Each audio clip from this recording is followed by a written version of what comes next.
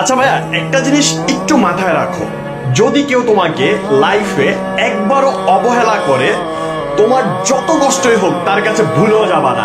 একবার, জাস্ট একবার শুধু অবহেলা করলে যত কষ্ট হোক, তোমার জান বেরিয়ে যাক, তারপরও তার কাছে যাবা না। দেখো, তুমি যদি তার কাছে যাও, সে কিন্তু একটা পৈশাচিক একটা আনন্দ পাবে, ঠিক আছে, সে খুশি হবে, বাট তোমার আলটিমেটলি তোমার যে পার্সোনালিটিটা সেটা ডিক্রিজ হবে, লেস হবে, তোমার ব্যক্তিত্বটা হারাবে।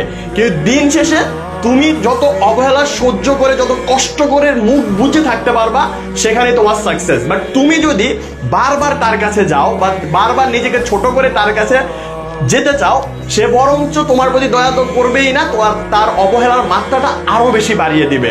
সো যত বেশি কষ্ট হোক, যত বেশি দুঃখ হোক, তোমাকে যে একবার অবহেলা করবে, ভুলেও জান বেরিয়ে গেল তার কাছে যাবা না।